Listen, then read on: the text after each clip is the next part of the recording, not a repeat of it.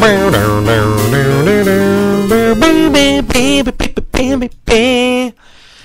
everyone, thank you for downloading the podcast. Larry here on another episode of Pop Culture Connection. And these are few and far between, not as much happening in the world of pop culture, at least that I find relatively interesting, but today was a big one. Today, Apple introduced a lineup of their new toys, new iPad, new Apple TV finally, and of course, every year, the new iPhone. I don't know if anyone, hopefully you've either watched the presentation that was done live or later on, as I did, came home after work, watched that wonderful 2 hours and 15 minutes of just watching my money fly away. Or you may have caught up, read up on it, Twitter, Facebook. I like TechCrunch. I'm going to throw it out there. TechCrunch is a good site for kind of reading up on everything. And there's a lot of fun stuff coming out. I mean, let's just get right to it. Let's jump into the thick of things. Now, this is going to be very much Fanboy Apple approved. Well, not Apple approved, but Apple Fanboy nevertheless. We'll go in order as they kind of did on the broadcast. iPad, new iPads coming out. First one, the smaller one, literally, the iPad Mini 4, which they really kind of glanced over. They only mentioned it at the end when they were talking about pricing. I kind of forgot the Mini 3 came out. I don't know. I remember the 2. I have an original Mini.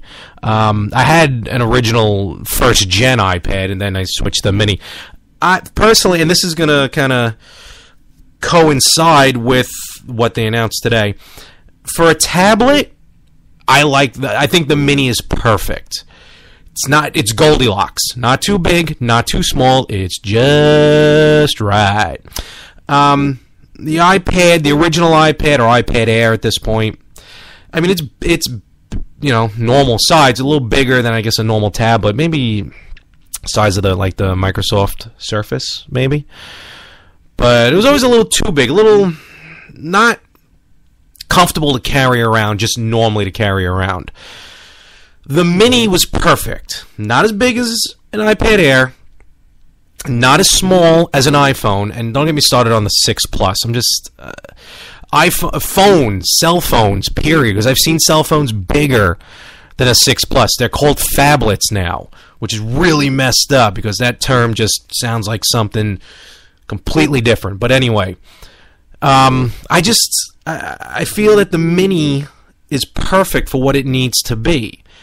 Just pretty much, let's face facts. I mean, unless you're doing, heavy duty, whether it's recording or moving or movies, I should say, editing photos or movies for that matter, podcasts, even though I'm doing this on the iMac right now, decided to give that a whirl. Really, the Mini, I mean, a lot of people, at least a lot of people I know, use it for the same reason. When they go in the bed, maybe catch some movie or TV show on Netflix or Hulu, or what I do, I tend to watch a lot of YouTube on it, and just play games, casual games. And the Mini, again, is just a perfect size. It's portable enough, and it's not really a waste. But today they did announce the iPad Pro. It is now, of course, why would I prepare this with really actual factual documentation? And I can, of course, just look it up on the computer, but the microphone's in the way of the keyboard. iPad Pro, I believe, is a 12.4 or 12.9 display. You know what? Just give me 2 seconds here. Don't mind the noise. There we go. Let's look it up, shall we? I believe it's a 12.4 display, I want to say. But it's a bigger display. The way they had it, the way they mapped it out, basically, it's the iPad Pro on its side is the same height. There it is the same height as an iPad Air. The reason being, when you have it in landscape mode, if, turned on its side, you pretty much have a full iPad and almost, a little more than half an iPad Air to work with as well, especially for this, what the hell they call it? The split screen. I can't remember what they call it in iOS 9. It's going to be a little while. When iOS 9 comes out, I'll remember what it's all about. But the multitask. Multitask. With the bigger screen, it's almost like having a laptop, a much more portable laptop. The screen allows for almost pretty much a full QWERTY keyboard. And they're integrating it with something called the Apple Pencil, which is a high-def stylus, if you want to call it. It's shaped like a pencil, of course, as per the displays and the demos, the tech demos that they were doing on the the conference today. It looks like you can whether you're an artist drawing, or like an architect or a landscaper, or just in general, like editing notes for a meeting, or maybe just freestyle handwriting. It looks very, very precise, very on the mark, very sensitive, light touch, very light stroke. Heavy touch, a much broader, much darker stroke. If you lean the Apple Pencil on its side, it's a more wide stroke, if you will, because that's also going to lead to the Force Touch and the 3D Touch that we'll talk about in a few moments. But this iPad Pro, I think it's the name is in it, Pro. It's really, if you're looking for, like a heavy-duty iPad that you're going to use for work. If you're in that realm of work. It's 12.9. There you go. 12.9 inch screen. You can edit 4K video, design presentations, running a business. I'm reading this right off the Apple website. Retina display, of course. It's faster. I'm not going to get into all that, but it's obviously faster. 5.6 million pixels, so it's definitely a highest resolution, as it's stated on the website, of any iOS device. But this is going to be for the true professional. I don't think this is... don't get me wrong, people will get it. It's big enough for it. This would not be my everyday iPad, not my go-to everyday iPad. Whether, if I had a child or just for myself. It is, to me, too big for a tablet. But what they did do with it, though, which I like, which, all right, I'll admit, they kind of got some information, or from design, I guess, from Microsoft, is they're not including, you can buy it separately, pretty much a first-party smart keyboard. It's designed into the cover, and it's not even a Bluetooth keyboard.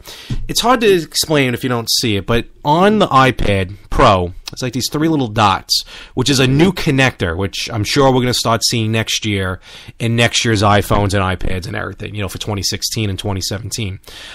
Basically, it's a magnetic connection, pretty much like how the Apple Watch charges.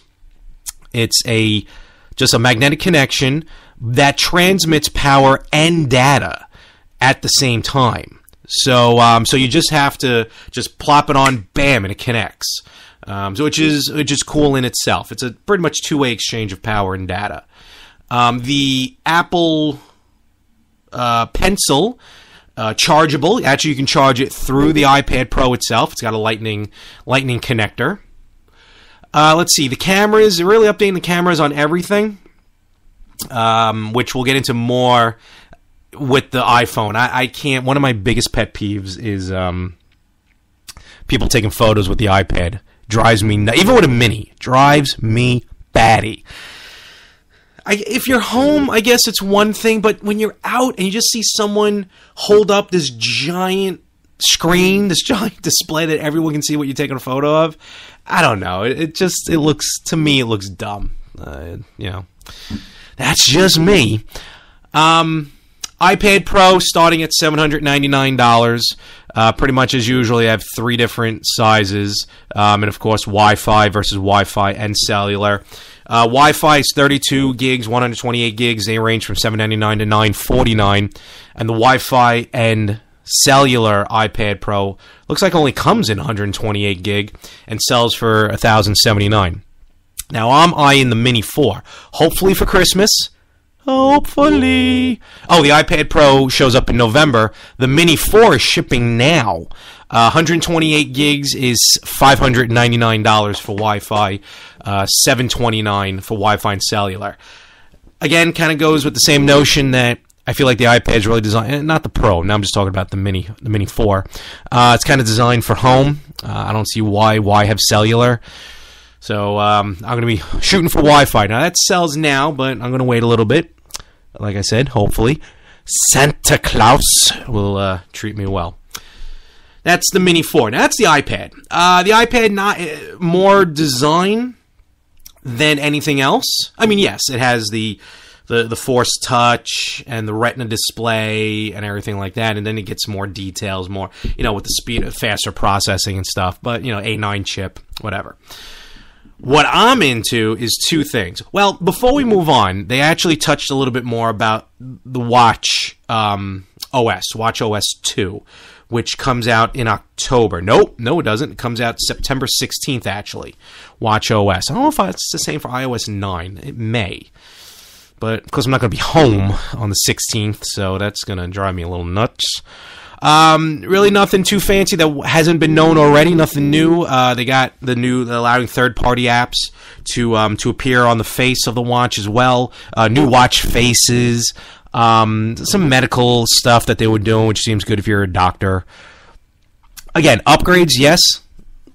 Excellent upgrades, but really nothing to blow you out of the water. Just cool stuff. It's not a new watch, thank God, because I'm really not dreading when that happens because the amount of money that I spent.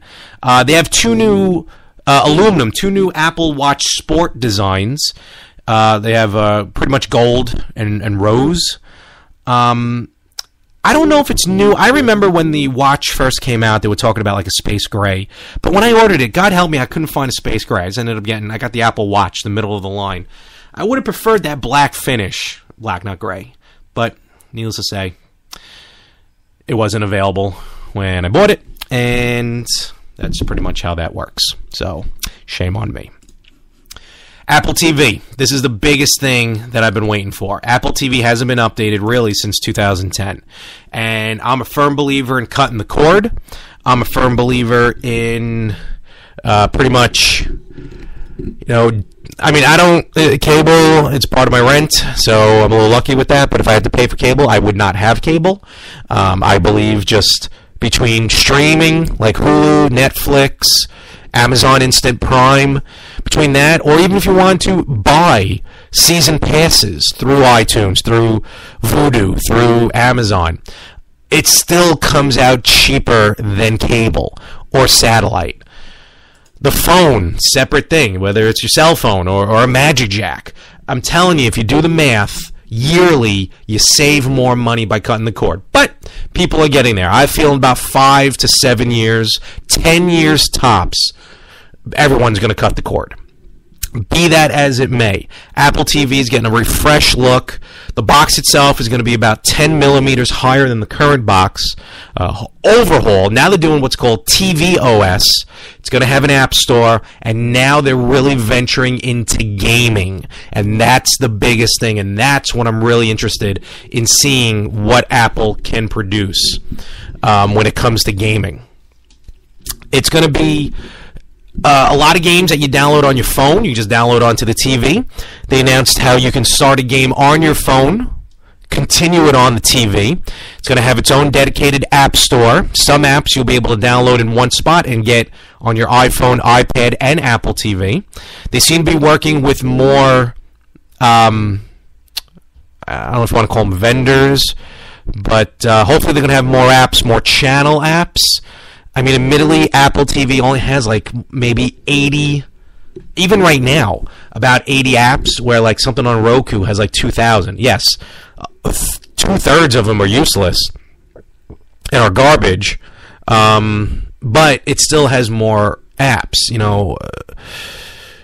Apple TV doesn't have Vudu. It doesn't have Amazon Instant Prime. Yes, you can connect your phone to the Apple TV and do it through that. But why bother with that? With AirPlay, I'd just rather just dedicate it right to the TV. But time will tell on that one to see what companies will do, what Apple will do. I know Apple is trying to do their own straightforward streaming service, kind of like Sling TV, kind of like PlayStation View. I think Apple can do it, but I heard they've been having, some problems really with getting people on board. So that'll probably be next year. They'll probably debut that. Otherwise, it's going to be, it's 5 years in the making with this new Apple TV. It's definitely going to be faster. It has the A6 chip, or the A8. I think it has the A8 chip, which is not the same chip as in the new iPhone and iPad, but it's still much faster than what's in the current Apple TV. The gaming, I'm really looking forward to. We're not talking like Batman Arkham Asylum or anything, but it's going to have app games. And I'm sure a lot of these app developers are going to be developing, bigger, broader, better gaming. The remote is redesigned. It's got physical buttons on it, volume button, which the other one didn't have. It has a touch sensor pad on it, which is for much smoother scrolling through Apple TV, through the apps, through the iTunes store. The biggest integration is Siri. We've already seen this with Amazon Fire TV. That uses voice recognition. Siri will be incorporated into Apple TV, which will make it much easier to search.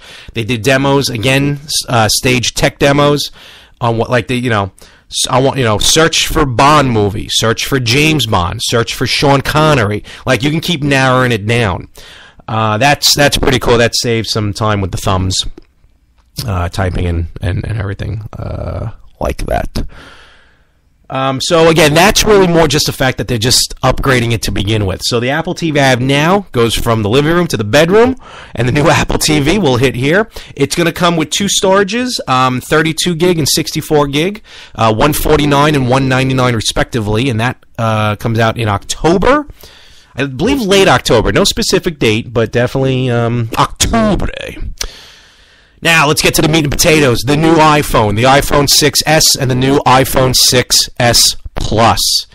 Design-wise, at least physically, exact same as the 6 and the 6 Plus, just like the 5 and the 5S respectively were. Two new colors, rose. No, one new color on that one, that metallic rose. So they're doing it on that. No big whoop. This has a lot of new features. It has 3D touch, which is sort of like, which is pretty much Force Touch from the watch, but they're calling it 3D touch on the phone. They didn't announce anything. Last year they talked about, I forgot what they call it, not VoIP. It's like over LTE, or even over Wi-Fi. But I think that's per carrier. To make phone calls over Wi-Fi. I wish I could make phone calls over Wi-Fi, but I have Verizon, and at least right now the iPhone doesn't do that. It has, a lot of the updates is on the inside. The camera, it's now at 12 on the outside, 12 megapixel camera on the outside, a new 5 megapixel FaceTime camera for selfies. And on the FaceTime camera, for the inside camera, you have a flash now. What happens is the screen will actually act as the flash. So now you can actually take selfies in low light or no light, and you get a really bright flash from the screen itself. With the 3D touch, they're pretty much incorporating shortcuts into the apps. For example, if you press down hard on the camera app, you'll get a quick display menu. Take a selfie, take a picture, anything like that. They have some cool new feature. It's called Live Photo. Basically, you take a photo, gorgeous photo, and then if you hold down on it, the photo actually moves, actually comes to life for a few seconds. I believe what they incorporate is when you take a photo and you do this live photo, it takes a few pictures before and a few pictures after the picture you want. to get that live feel. So for like 3 or 4 seconds, I don't know how long it is, or if you can adjust it, but you can actually see what was happening at that time when you took the photo, which I think is pretty cool. Also has sound integrated into it. You can record on the new iPhone 6S and 6S Plus 4K video, which is amazing. I don't know anyone with a 4K television. I don't have one yet, but now I'm really going to want one to record in 4K. Everything else, again, faster processor, new A9 chip, second generation Touch ID for faster boot up, if you will, with the Touch ID. Really wasn't anything too new from the phone. Well, here's the big thing.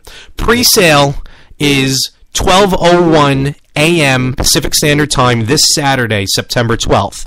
Now, I live in New York, which means, again, I'm going to be up at 3 a.m. on Saturday to pre-order my iPhone 6S. And, of course, I had to switch a day at work, so I'll be working on Saturday. So I'll be up at 3, order the phone, go back to sleep, wake up again. God help me. But, the iPhone 6, as usual, just as every integration of iPhone, just new stuff, new internal hardware. The S is really not an external upgrade, but here, this is from the website. Desktop class, 64-bit architecture, up to 70% faster CPU compared to the 6, and up to 90% faster GPU compared to the 6 as well. The designs themselves physically, like I said, are the same. Retina HD displays on them with 3D touch. The advanced security, as always. They are boasting faster LTE, faster Wi-Fi. So that's good. Supports more LTE bands. That's excellent. And all right, so faster Wi-Fi. That's always fun. Because iOS 9. When does iOS 9 drop? iOS 9, is that also next week? Or in 2 weeks? I'm not sure. Gotta scroll to the bottom. Does not say when that comes out. I tried beta iOS 9, and I know it's choppy because it's beta, but it was a little too choppy for me. And Teresa really screwed me up on everything. Not sure when it comes out officially. I'm going to assume it comes out in a couple weeks. So, whatever. Also, they had, which I kind of missed a glimpse of it, but they have this integration. Like, if you go from Android to Apple, there's like an app or something you can download to take all your information from the Android phone and copy it over to the Apple phone. I got to go back and rewatch it. I thought that was a pretty cool feature, which I thought was pretty sweet. So, all right. So with the iPhone, again, it's more internal than external, but a lot of the external with the 3D touch, faster processor, that's always a good thing. What they're doing is they're actually getting some better pricing for iCloud. For 50 gigs, it's $1. 250 gigs is, I believe, $3, and a terabyte is $10, which I believe they said is half what it normally was. And, of course, souped-up accessories. They're going to have docking stations with the same color patterns as the phones that you get. New cases. Even the watch is getting some new watch bands. That's just, what you're into. Pre-sale is this Saturday, September 12th. It actually sells on and ships on September 25th. And they have the pricing plan, the 6S and the 6S Plus fit into the current pricing plan for the 6 and the 6S, and then everything just kind of drops by $100. The 5S is now free, and then just goes up from there. They do have, though, and you can do this through Apple stores, an upgrade iPhone plan where basically you pay monthly for the iPhone. It's a 24-month not contract. It's not a contract. 24-month pay plan that you pay for the iPhone, but you can get a new one every year. I'm very confused as to what that means. I'm assuming because the pricing is always going to stay the same. Because if you get one every year and you have 24 months to pay it off, does that mean you start paying double? I don't know. But You can do that through the Apple Store. The phones will be unlocked. You can use them for any carrier, and pretty much you get a brand new phone every year. So you don't have to go into a contract anymore. You know, if you're out of contract with a company, or if your company has no contract, then you're better off doing this process. I'm in a contract, which is fine because I have multiple lines on my phone, which are offset a year, so I'm going to be upgrading anyway. Mom gets the hand-me-downs, which is great for her. I get the brand new phone. Great for me. Except every other year it's going to be a little annoying because then I got to switch the phone numbers and swap it around. Whatever. That, in a nutshell, is the iPhone 6s, 6 Plus. That, in a nutshell, is the Apple TV. That is the iPad Mini 4 and the iPad Pro. Trust me when I tell you, I know that you got no new information, and a lot of this you can just look up right on the right on Apple.com, and you can watch the broadcast. But this is just my fanboyness of you hearing my excitement for the new iPhone, for the new Apple TV, and for the Mini 4 Pro. Meh. I'm curious if the Apple Pencil will work with the phone eventually. I'm pretty sure it will. With that being said, though, thank you again, everyone, for listening. Thank you, everyone, for downloading the old podcast Arola. And I don't know when I'll be back again for Pop Culture Connection, but remember, you can also follow me on Wrestle World and on every social media at More365, MOHR365. Catch ya!